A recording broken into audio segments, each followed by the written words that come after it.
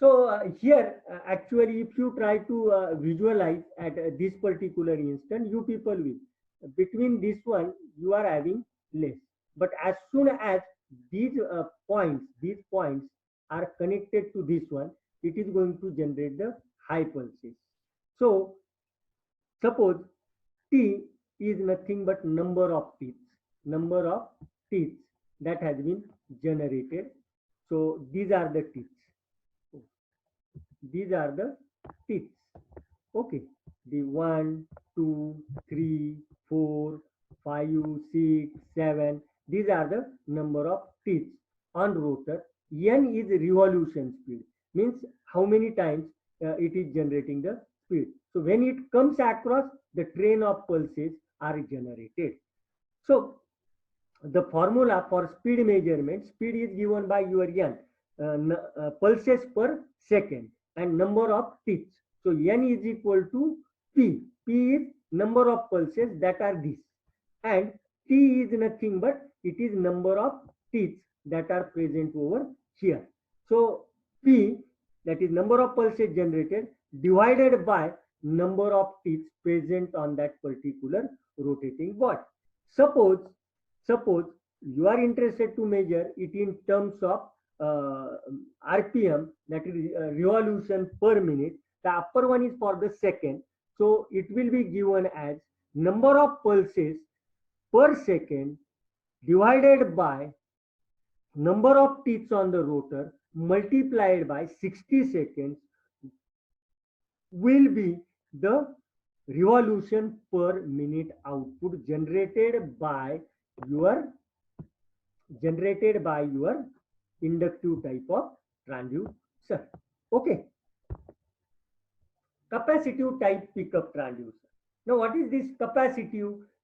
As we people have discussed, so capacitance is the function of epsilon, that is permittivity, distance, and area area, which we people have seen previously, and the same concept is incorporated for the measurement of capacitance. Now, if suppose I am having two plates, I am having two plates, these two plates, if I increase the distance, this plate has been shifted to this side and this plate is fixed. My D has been changed. D has been changed. So automatically my capacitance is going to change. And this principle has been utilized to measure the speed. Now, how it has been utilized to measure the speed? The simple concept has been incorporated that one vane is used. What is that vane? Suppose this is one of the rotating disc. This is one of the rotating disc. And here is the plate. I will show it with the different colors. Suppose this is the plate. And across this part, we are having one fixed plate. We are having one fixed plate. So this one is continuously rotating.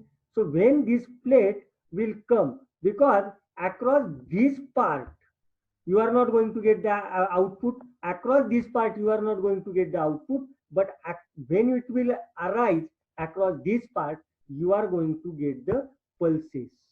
You are going to get the pulses.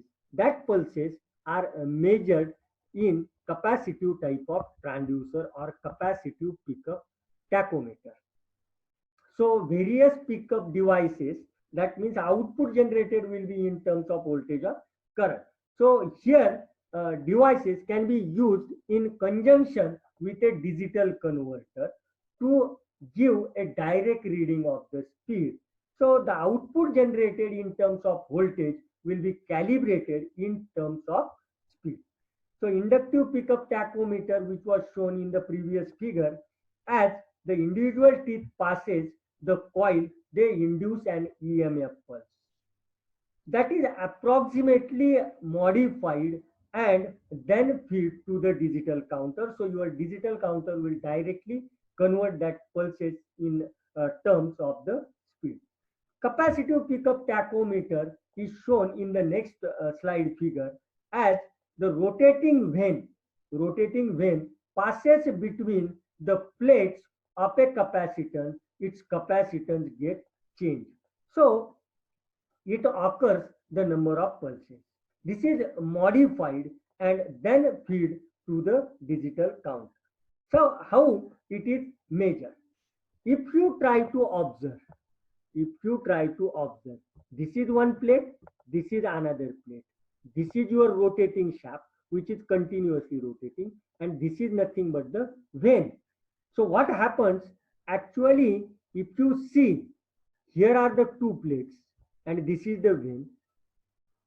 This, when it is rotating, when it is between at this position, you are going to get the high pulse. But when it will move away, at that time, between these two plates, there will be no vane. So the resultant output generated will be 0. Again, the upper part will reach between the plate. At that time, here you are going to get the output. Okay, likewise, the rotation of this particular one or rotation of this particular one, in both the cases, the concept can be very easily clear. Now, how you are going to get the output is very simple.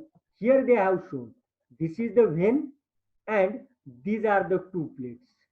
Now, at this particular part, your output is 0. Output is 0. But when this point will reach over here, I will show it with a different color. Suppose this one.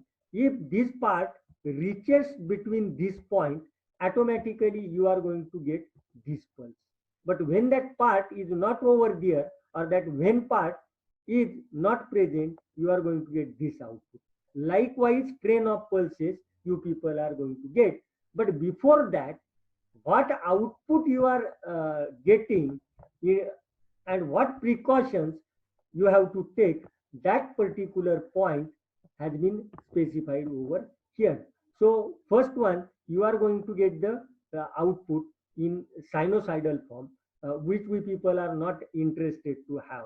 That's why you have to use the amplifier and shaper, so that the amplifier and shaper will try to generate a train of pulses. Likewise, pulses will be generated and then it has been given to the counter. Then it has been given to the counter. Okay, so number of pulses which you people are getting, that number of pulses can be measured and that will be calibrated in terms of your speed. Okay. Now, photoelectric. This is also an interesting one. So what happens if suppose I am having over here, suppose this is the round disc and here is the hole. Here is the hole. I am having one source over here and another one detector over here.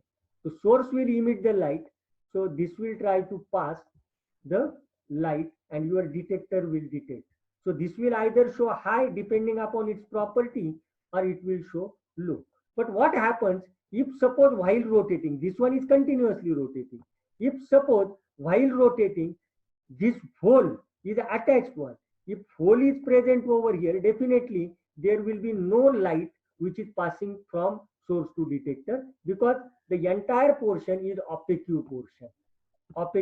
portion, and you people are not going to get the pulse in the opaque portion.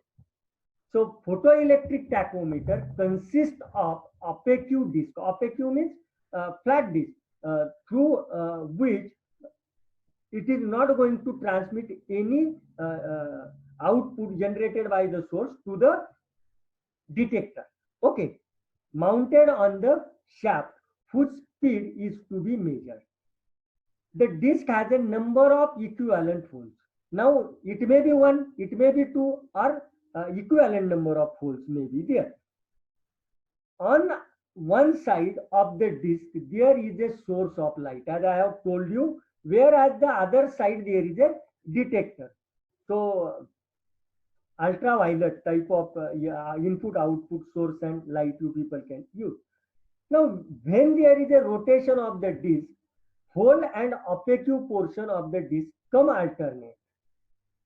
alternate in between the light source and the light sensor. When the hole comes between the two, light passes towards the through hole towards the instrument, okay, towards the sensor.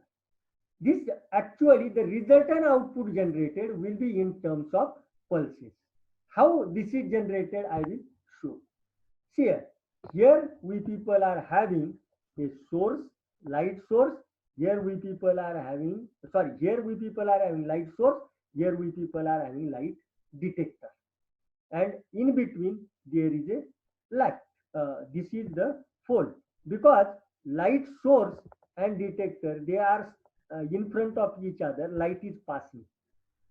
But if suppose this light source is not, this hole is not present, or this particular region which I am interested in, if suppose this particular region, this one between the two holes, if this region is present, at that time what is going to happen? The light will not pass through the sensor. This will not pass through the sensor. Okay, so it is means you are not going to get any resultant output. So output will be 0, and when holes are across each other, at that time output will be higher 1, because the resistance will increase or resistance will decrease depending upon the property of material that has been used to design a light sensor. Okay, so the number of pulses generated depend upon the following factor, that is nothing but number of holes. How many number of holes?